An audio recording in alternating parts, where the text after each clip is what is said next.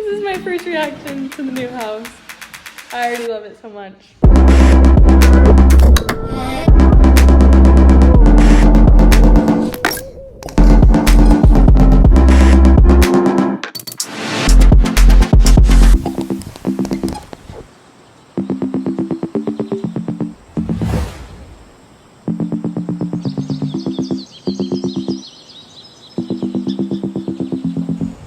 We have a story for you guys.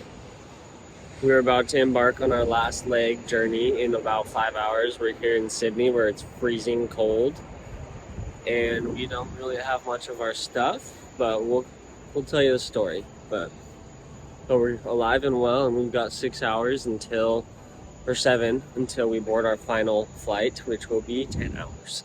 So what happened in the Padang airport? Let's just go step by step. We got dropped off in the Padang airport and we found out our flight was delayed 2.5 hours. This super nice porter guy named Edward, who we'll probably never see again, he helped us switch our flight. Even though we had no money to pay him. Yeah, we had zero cash. Money. We kept telling him if we had zero cash. We kept saying we don't have any money. Anyways, our flight was 2.5 hours delayed. We've been told that you need at least 4 to 5 hours in Jakarta airport to like get through the whole thing. Transferred to like the international terminal and your bags. And yeah, so that was gonna be cut from 4 hours to 1.5, and so we were extremely stressed. When we got there, Edward found a new flight. Yeah, Edward did all the negotiating because nobody spoke English, so he was like talking to everybody in Indonesian and then trying to explain it to us, and he kept saying, no English, no English, and we were like using Google Translate. So they got us on a different flight that was leaving sooner, and they literally held the plane for us, and we had to sprint through the airport all the way there, and we kept asking them like, but what about our bags? They're going on that other flight, what about? And he kept saying, just relax. We're like, your bags are okay. Okay. So then we got to Jakarta and only the surfboard bag came. Here she is in all her glory. That is what we have.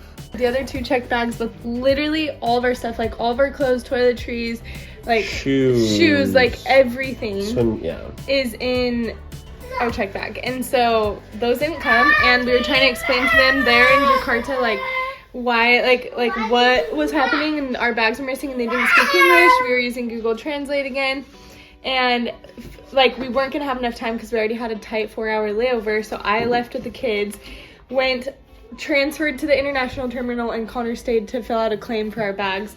And so picture me literally trudging through the airport carrying like 3 bags, both kids, because Crew had a leg cramp. Great timing. And Banks obviously always wants to be held, so I'm like carrying both kids and like trudging through to the international terminal. We get there and I go to check in, and they tell us that our visa is expired 2 days. It was supposed to be 30 days, and we miscounted the days that we were there, which is totally our fault. Then we had to pay cash, which was a lot of money. I don't know. It's like so weird. 8 million rupiah cash. That's like equal to $600 US. Just to leave the country because our visa was 2 days over, and there was 4 of us. 1 million per person per day. The debit card I brought on the trip expired, so I wasn't able to withdraw money with that, but I used my credit card from Capital One, and it only allows you to withdraw $400 per day from an ATM. So then what I had to do was go speak to immigration, which meant I had to go through security 2 separate times by myself in this 4-hour layover. I had to go all the way through security, go talk to the immigration officers, come back, do this multiple times. They probably think we were so dumb too. Oh yeah. They were like, why not? Because I didn't know it was my card at first, and it declined on someone else too. So then I thought the ATM was out of money. Anyways, ATM wasn't out of money. So I was able to withdraw 5.5 million, but I still needed 2.5 million. And he pretty much told me your only option is to ask people if they'd be willing to give you the money, and you could somehow pay them back. This other couple from Germany, I asked a handful of people I've never begged in my life, and they were willing to give us the money as we PayPal'd them, and we got the exact amount. We were able to board our flight, and now we are in Sydney, and we are about to board our last leg in about 6.5 hours. 6.5 hours. The Lion Air representative gave me his personal WhatsApp number, and I messaged him this morning when we got here. I was like, did our bags arrive? And he sent a picture of our bags. So now the next step is to get to Hawaii and create a claim there, and then they request the bags to be sent to Hawaii, and then we pick them up. Anyways, life has been chaos. Our meager trolley with all of our belongings. Let's go, boys.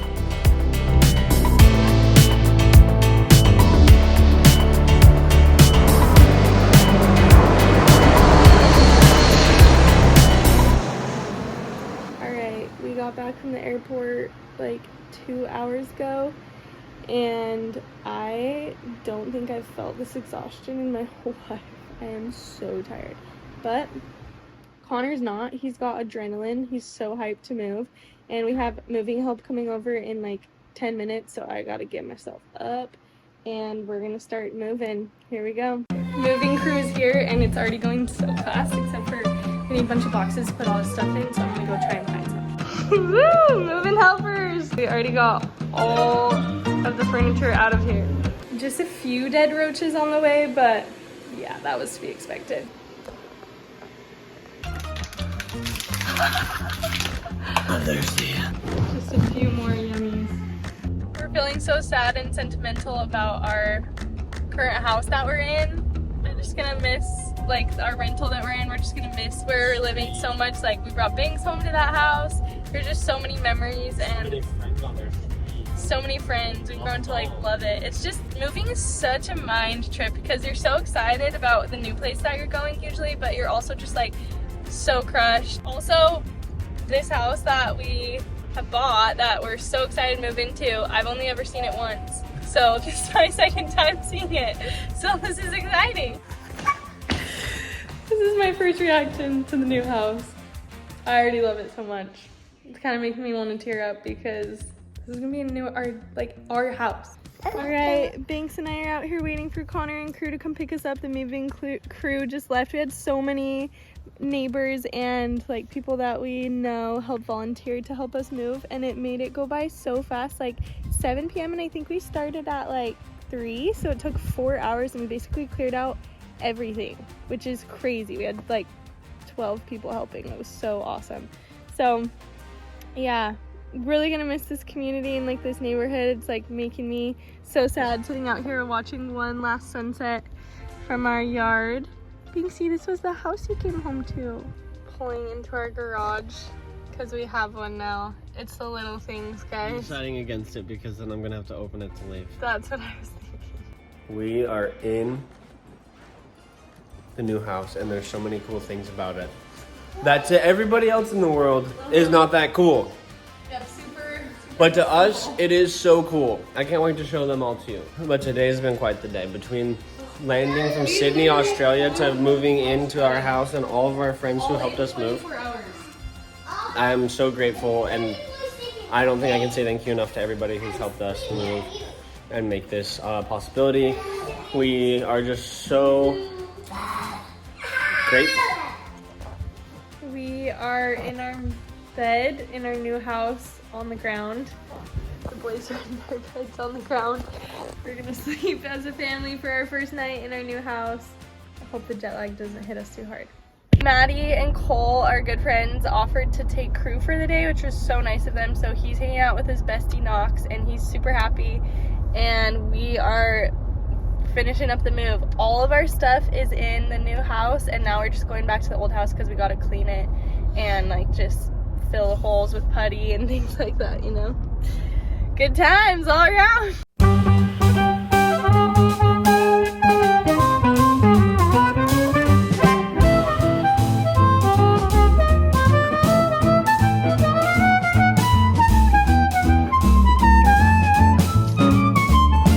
Saying goodbye to the house one last time. Bye-bye, house. We'll miss you. But we're on to a new chapter, and I guess that's just how it goes. You always grow and get better and see new things, and I think that's what's gonna happen next for us. Here we are. First dinner with our printer. With our guest, the printer. Our guest, the printer. First dinner in a new house, guys. How is it? I like this place. It's safe to say the boys love the new house, especially the driveway. For them just to skateboard and not worry about kind of going down the hill. If you remember in our old house, we kind of had a slopey hill, which was fun for going down the hill, but not fun for skateboarding around in the flats. Update on the house moving. Banks and I are on a bike ride because the moving is going slowly but surely. Still can't believe that today's Thursday of the week and our house still looks pretty much like we just moved in. Mainly we've just been having to do so many updates on stuff. Like bank account things, like mailing addresses, like setting up Wi-Fi and running so many errands that we haven't really been able to officially get like our house set up. But Britt's been pretty much, I'm fired from setting the house up, mainly because Britt's the organizer and she hates when I put things away and she likes to find new places for things. So I'm pretty much feel like my hands are tied, even though I probably could be better at helping, but she likes to do it herself. So I'm just a very supportive husband in my role right now. Okay, you guys, I'm running a million miles an hour, literally always, but today's a big day because my surfboard arrived. Remember the one I had to ship from Australia because it wouldn't clear customs and it was too big for the plane? Well, it arrived, so crew and I drove all the way to the airport and we have to go clear it through customs. They close at 3 and it's literally 2:30, so I'm sprinting. But then we have to come back and then we can pick up my surfboard. Let's pray it's not broken or dented. And the other insane news is that we got an email, you know, our whole bag debacle and like how they lost our bags in Indonesia. Well, we got an email yesterday saying your bags arrived to Honolulu. We're like, we didn't even know you were shipping them. Like, what? This is amazing. But we have no idea where they are and they're not telling us where they are. So since I'm at the airport, I figured might as well go try and find them. So that's what crew and I are gonna try and do after. Huh, buddy? Big day. Also, we loaded our car up with Costco goods. It was $600. Nice to be home. I gotta give you guys an update on our absolute fail of a day. So last I talked to you, we were headed to customs to clear the board. Well, series of unfortunate events. I took the wrong turn and I got there 3 minutes after 3. So 3:03, I thought I had closed at 3:30. That's what they had told me. So I thought I still had like 27 minutes. Well, it turns out they actually closed at 3. So they wouldn't let me in. I was like so upset because it'd been such a long day and I'd missed the turn and all these things. And anyways, the guy like was just like, come back tomorrow. So going back tomorrow. I also tried to go get our bags and I think I know exactly where they are, so that's good news, but they were not open because there wasn't a Qantas flight this afternoon. So yeah, not great luck today, but we're gonna try again tomorrow. Stay tuned. On my Instagram, I'll post updates if we get our bags. So here's the final update of his house and where we are at. It looks so much better. We still have lots to do and we're getting rid of lots of the furniture. Okay, wow. And then the rest of the house has a lot of work too, but it's like livable. Britt went to the grocery store today. We're getting there. We're getting there. We're in our homeowner renovation era and I'm so excited. The only time she's left the house these last few days was literally today to go to Costco. All right, see you guys next week.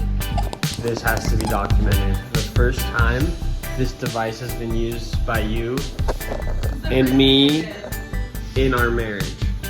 In our marriage. That is a dishwasher.